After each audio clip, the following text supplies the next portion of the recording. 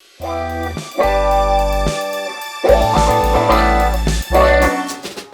guys, my name is Kai Ashford Hadley from Naked Devs, and I'm here with Tim Ruswick, the creator of Battle Barn Tactics and also master YouTuber. You're just like, content produce is ridiculous. Master YouTuber. I would say never been called that before. Yeah, stick it to your title. We'll go with that. And this is Solo Game Devs podcast, where we meet other solo game devs around the world, especially during these crazy times where we're all locked indoors. So, Tim, let's jump straight into the first question. Battle Barn Tactics is on your wish list. It's wish list available. Tell me a little bit about it. Tell me how it works. So, Battle Barn Tactics is a game. It's a tactics game that stems from my love of other tactics games like XCOM, but it came about because I love XCOM and I love these really complex strategy games. I don't like learning them, and there's so many games that I just haven't played because I look at screenshots and I'm just like, that's going to take too long to figure out what the hell all those menus mean. And it's like, I really, really enjoy strategy games, but like, you know, for whatever reason, I don't want to invest the time. So I'm trying to make a strategy game that's like interesting and deep, but at the same time, like very approachable and very casual. And like some of my best memories as a kid are playing the Pokemon card game with my brother. We used to go to Pokemon tournaments all the time, and Pokemon is a fantastic example of an approachable but deep strategy game, right? Yeah. Like it's very easy to understand, but it's very deep when you want to get into it. There's a lot to like get into, and so this game is kind of that. It's kind of, we were talking before about, it's kind of like chess meets Pokemon in a way. So that's kind of where we're at. So do you collect other barn animals in the similar way to Pokemon? Yes. So that's one of the cool things about it is every unit in the game is capturable for your team. Oh, cool. And so all the units do different things. They have different move patterns. They have different targeting patterns. And then they have different abilities and stuff too. And any unit, including all the bosses, are capturable through kind of our whole little capture system. And the cool thing about this is it's a procedurally generated roguelike in the sense that like it's a run-based game. So when you capture a unit, that unit then automatically unlocks for your next run. So you can start your next run with that unit as part of your team. Oh, I see. And yeah, it's kind of like it's kind of like Pokemon with permadeath in a way, where it's like once your unit's dead, it's dead for that run. But like capturing other stuff gives you a chance to like play through it next run. Right. And so each run really you progress further and further. Is that right? And you unlock different things. I think it's. I mean, yeah, because you'll learn the units better. You'll gain access to more units. You'll gain access to more utility.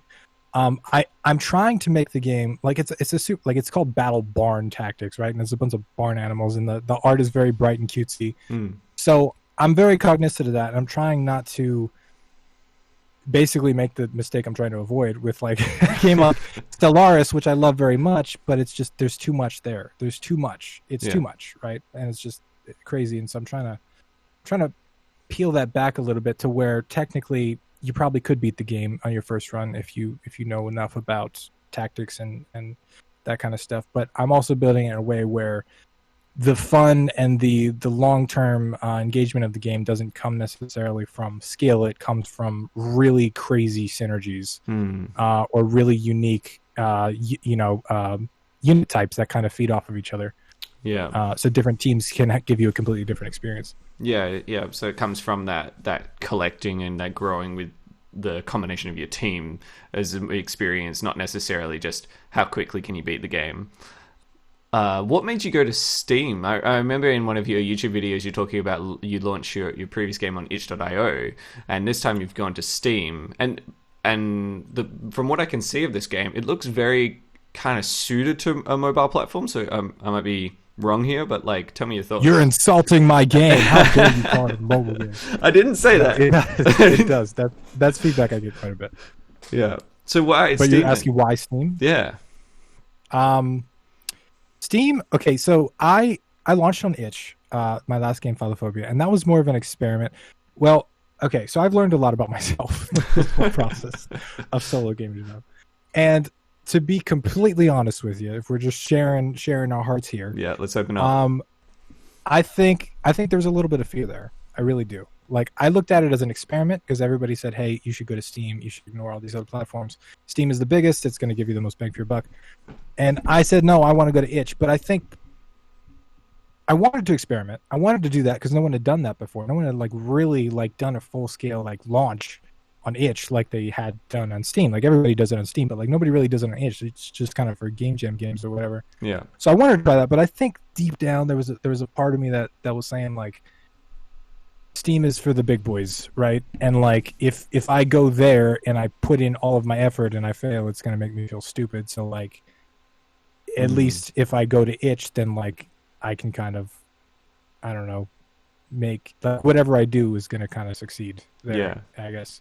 Yeah, like the bare, even if I get the bare minimum, I've still done good. Yeah, I know that feel. Right, on it. Yeah. So I do think there was some of that subconsciously going on because I think there was definitely like a fear of just going all in and launching on Steam. But also there was like that game was like my first commercial game. That game also took me 4 years. It's a game called like Philophobia. It's about the fear of love. It was based on a breakup. It's got some deep dark stuff. It's a game where love is literal hell, right? Yeah. So it's like touchy-feely, darky, stressy, bad stuff. And so there was like a barrier.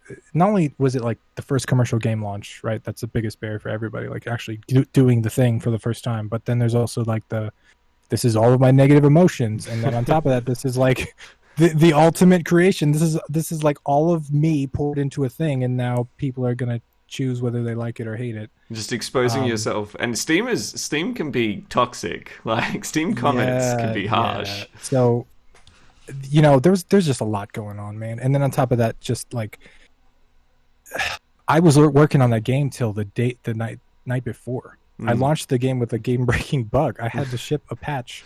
And then when I shipped a patch the day of to fix the game-breaking bug, I shipped the patch with invincibility mode. I had to ship another patch to take out invincibility mode in the precision platform. So it was a series of stuff. And although I do kind of feel like I messed with my sales a little bit doing that, because then when I did launch on Steam, everybody already had the game right in my audience. So. Yeah.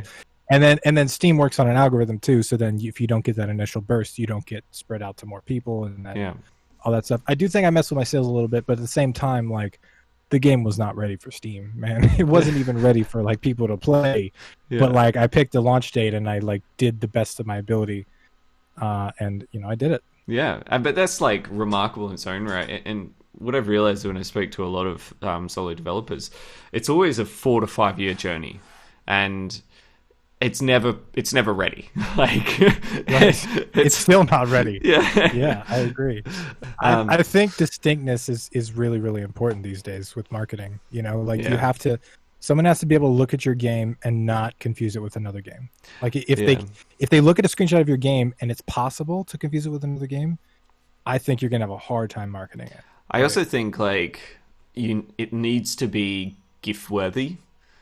Yeah, you know, it's really interesting because like I went through after I launched Philophobia on itch, I started working on a game called Cypherpunk, which was a stealth hacking roguelike.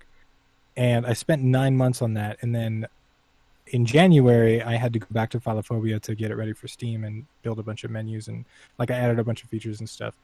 And then when I got done with that, I was like I started looking, like really thinking about a launch for Cypherpunk, right? And I realized that like when I put it in a GIF, or even it actually came up in the trailer, but then it also came up with GIFs. Like I had to record footage of the trailer, and I'm just looking at it. I'm just like, this looks amazing. Like the feedback I got on the game all the time is like, this looks amazing, but I don't know what the hell's going on. So like as an artist, I feel amazing. But then I started realizing like, as I'm trying to build these little clips, it's not GIFable because the game itself is not clear enough on what it is. Yeah. And after 9 months of just kind of, even though it looked interesting in a GIF, it's not clear what the game is when you look at it. And so I think that part is super, super important. And that's a big contrast to like Battleborn Tactics, where it's like, with a GIF, you get the game. Yeah. You get what it is. And you can imagine all the other stuff. Your brain can fill in all the other holes, just kind of seeing me move a dude on a chessboard. Yeah, right? Like in seconds. You get it. Yeah, especially because Yeah. the effect that you do, and I think it's a really good game feel effect. You demonstrate the attack with an icon as well, and and in that immediately that feedback, you're like, oh, okay, there has been damage that's happened because it looks like a swipe or it looks like an attack, and so that you don't need any more information. You don't need you've moved him. He bobs, the effect comes up, and it's like, oh, some damage has happened. I get that. And now, granted, 9 months working on Cyberpunk taught me a ton about that kind of stuff, right? The direct feedback. It was so painful to watch people play my game on video because they did not know what the hell was going on or where to go or what to do, and it's like that affects me as a designer, right? Like it makes me like cringe and like, oh no, they're trying to play my thing. They like me. They enjoy my stuff. They want to play it, but they can't because this game is just not good at teaching them how to play it. Yeah, it's so I went opposite end of the spectrum with this new one. It's like linear learning curve, right? Like making sure that they're learning.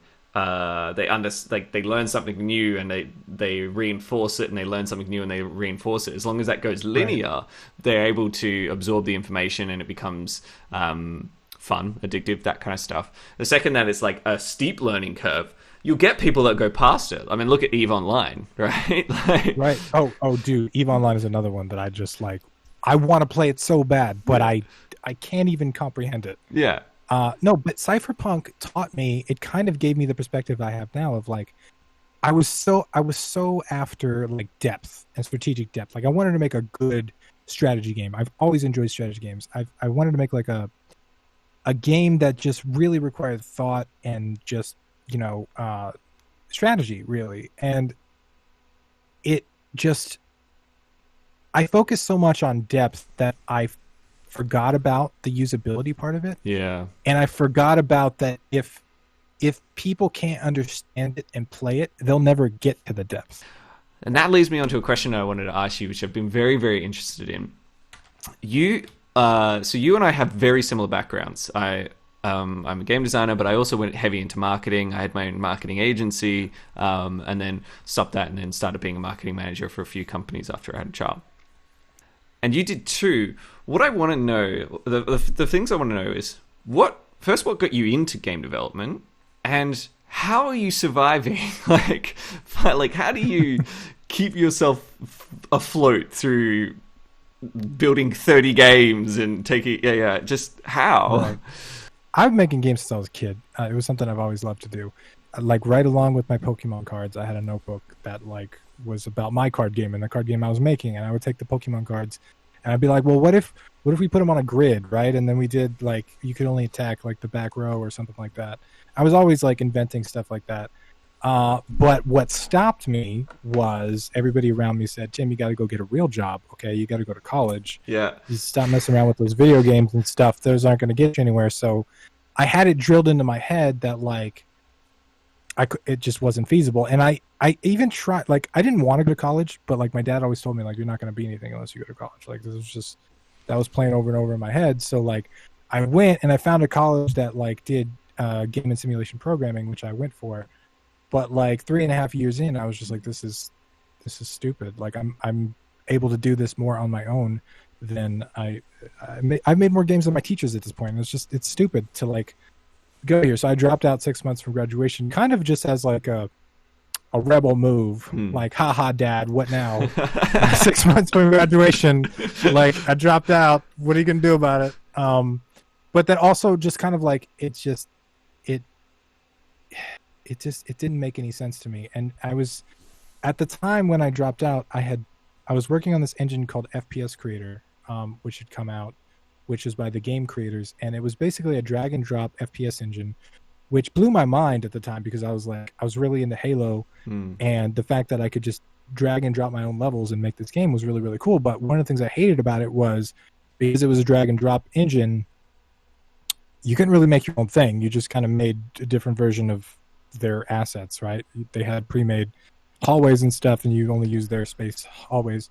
And so I started poking around the engine. I started realizing like all of their assets have these similar script files, and they have these similar like stat sheets and all this stuff. And so I built a program that would allow me to import my own assets. And then a bunch of people requested it, so I actually put it on sale. And I've talked about this a bit, but like the first time I sold it for $5, and nobody bought it. Yes, I remember this. Yeah. Sorry. Yeah, continue. And then like later on, like I did research and marketing. I read a bunch of books, and then I was like, okay, well, what if I sell for $30? And then I did, and then it blew up, and I made a ton of money doing it because everybody needed it. But like apparently they thought it was bad at $5, but they thought it was good at 30. So anyway, like that whole thing kind of got me on a tangent off of marketing, and then I learned to deal with so you started your own marketing development company. Yeah. So my dad knew somebody in LA that owned a property development company, and they needed people to do websites and marketing. And I was like, well, I can do that. I did this for this. Check it out. I made my program. And then they hired me, but like suddenly that they had like 18 properties, and they needed like websites for all of them, and they needed SEO for all of them, and they needed all this stuff that I had no idea how to do. Yeah. But I was just like trial by fire figuring it all out. Yeah. And then like when I did, that was a fantastic kind of springboard, because now suddenly like anybody I wanted to get as a client, I have like 18 things in my portfolio to show them, right? And all these different properties and stuff like that. And then every time somebody asked me if I could do something and that I didn't know how to do, I would just be like, yeah, of course we can do that. Sure. You need AdWords, we'll figure that out. You need Facebook ads, sure, we could do that. And that kind of led, and then I sold that company in 2015, and then got super depressed because not only did I hated the marketing company because it just got too it was just I don't know, I didn't really understand the concept of saying no to clients either. Yep. Like I thought, like if somebody offers you money for something, like you just got to take it, right? Yep. And then so after I sold the company, like it felt the breath of fresh air, but at the same time it was like, what did I just do? Like that was like my whole life, and now it's like not here anymore. And so I went on this epic, huge, long road trip where I just drove across the country, and I stopped everywhere I always wanted to go.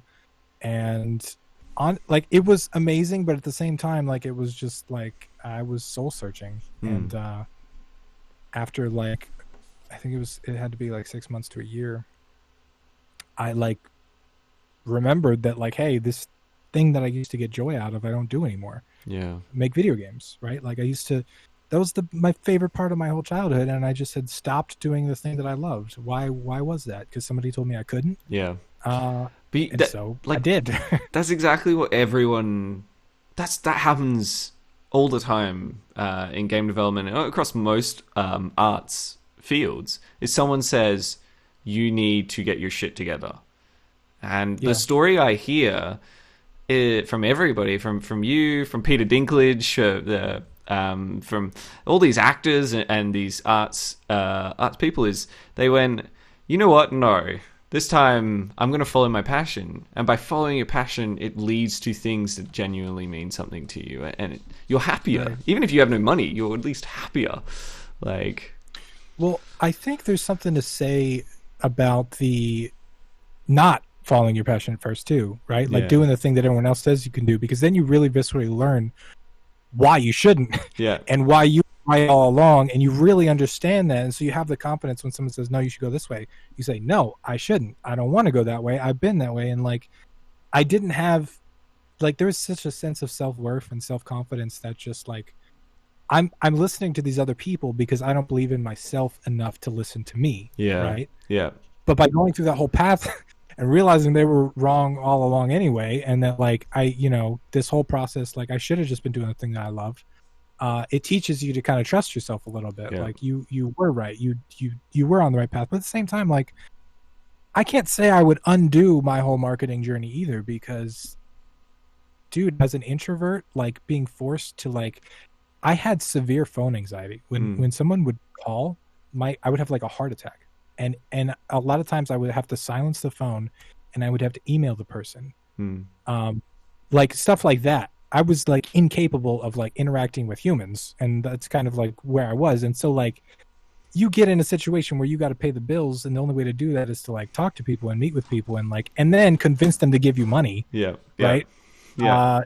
It's pretty good at like, kind of breaking you out of your shell a little bit. And it took a long time, but like everything that I've learned there has transferred over fantastically to game dev. Oh yeah, for sure. We actually had a similar journey. So I built a game, tried to release it, made no money, and then went, why didn't I make any money from my game? And went, oh, it's this thing called marketing. How does that work? And then I then went out and went to this like local, this online, it's kind of like Craigslist, but equivalent of Craigslist for a show. Do you have Gumtree in America? Yeah. Yeah, cool. So it's Gumtree. I went to Gumtree and just emailed all these people who said they're like looking for a marketing, looking for someone in marketing. I just emailed every single one of them and said, hey, yeah, I do marketing.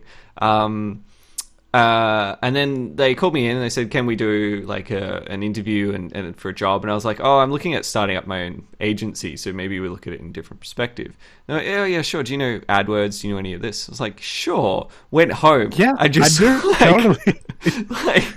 So I ended up with like 13 different clients. And part of stopping it and getting, a real job, was because I had a baby coming on the way, and with these 13 clients, like you, I didn't know how to say no.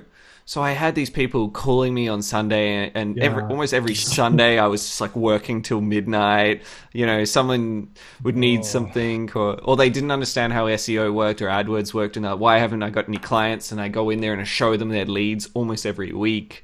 But that knowledge of marketing, I think if you're ever going to go off on a real job and not focus on being a solo game developer, marketing is a very good real job to go like do. I mean, okay, I'm very mixed on it because like exactly what you said with the client thing made me hate life. Oh yeah. It made me gain 50 pounds. Yeah. It made me dread it. I think I'm self-diagnosed, so I don't know, but I think it gave me a form of CPTSD. Sure. With association of like the phone ringtones when I would wake up and stuff like that. It was terrifying. And like when I look at my life now, I work maybe 4 to 5 hours a day. My phone never goes off of silent. Yeah. It's like I come to it when I want to interact with it. Yeah. It's very chill, and like I never check email. Yeah. And I've lost a lot of money by never checking email. Let me just say that. Like there is a ton of money in my inbox, especially like when it comes to YouTube and people always want to sponsor videos and stuff like that. Yeah. But I hate it. I hate it so much. I hate it. And I realized that like I spent so much time focusing on the money, trying to build the company, and I realized the money was never really the thing that I wanted. Yes. The money was the thing I thought I needed. Yep. Right? Like I thought I needed it to like buy the lifestyle that I wanted. But I think it was like the 4-Hour Work Week and a couple other books that I read where it was like, it kind of painted the picture of like, no, you don't need to be a millionaire to have a relaxed, chill lifestyle. You just need to be able to pay your bills in a semi-passive way. Right? Like that doesn't require constant time for money exchange. Yeah. So what do you do now then? That kind of changed my perspective. Like how do you earn enough from YouTube to survive? Like how do you keep yourself afloat now? Oh, as long as you're comfortable saying. Yeah, no, totally. So in the beginning there was no revenue. So like 2 years I spent, so when I went on my road trip, what I ended up doing was it was like Mother's Day and I was in like New Orleans and my mom was in Florida. So I was like, all right, I'll head there for Mother's Day. And then I got here and I hung out with my mom and it was a breath of fresh air. Cause I was just like, I'd spent like the last 5 years just hustling and grinding so hard. And then just to come home to like somebody that legitimately like loved me. It's just like, yeah, sleep on the couch till 2. Yeah, Tim, It was just like, wait, what? It was just like, it helped me like decompress. And then I met my girlfriend, Nicole, and then I like started hanging out with some of my friends from high school because I went to 2 years of high school here in Florida. And I was just like, and then there's like the beach. And I was like, whoa, like life doesn't have to be super anxiety stressful, right? Yeah. And then so I had a little bit of money from selling my company and stuff like that. So I just kind of never left Florida. And then I was in the advantage position of having all of these clients in LA paying LA prices, given Florida living costs and LA client costs. It worked out really, really well for a long time. because I was just like, this seems kind of broken. Like I feel like I'm cheating the system here, but like it's working. So I did that, but then like I didn't really maintain it, so the clients just kind of dwindled down. Yeah. And then as I was doing that, I was also doing YouTube, and YouTube was slowly growing, right? And then so I launched Patreon. I started going on Twitch. Now, this past year or two, Patreon, and so between Twitch and YouTube, I make probably $400 a month, something like that. So it's not much at all, like just from ads. Patreon is a bigger chunk, but it's not, all of that combined is not enough to quite cover the costs. But with Philophobia launch, with a big chunk there, and various things that happen, like I sell t-shirts or whatever, and the big chunks from the game sales, it's close. It's not quite there. It's not quite sustainable, but it's close. Of like making X amount of dollars per month, and then making big chunks that kind of fill in the gaps with the game releases. So I'm not quite sustainable, but soon, with savings and with all of this stuff, I've been lucky enough for the past year to just devote my time full time to YouTube and to game dev.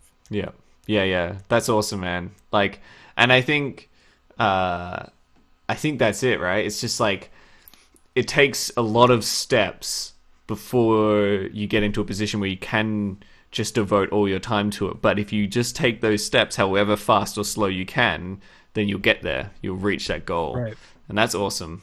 I'm like... Yeah, it takes people are not prepared. I think that's one of the biggest things in both starting a business, but also in game dev, is like, it really is just time. It's just time. You have to give yourself the time to figure it out. Like I posted a video a while back called "Let Yourself Be a Beginner," and people, they don't like to do that in art. They don't like to do that with content creation. They don't like to do that with business. They don't want to let themselves be a beginner. They want to quit their job, start a company, and then be self-sustaining. That's not how it works. No. Like there's a lot of stuff that goes into that, and you're going to fail a bunch, but every time you fail, you learn a little bit, and you're eventually going to fail it till you nail it. That's it. That's it. It takes the time. All right, so I'm going to go into this thing called the Debug Round. It's a series of short, random questions for you. They're all a little bit weird, just warning you. I'm down for weird questions. Let's do it. All right, so here we go. Is cereal soup? No. Okay, why not? Because it's not hot.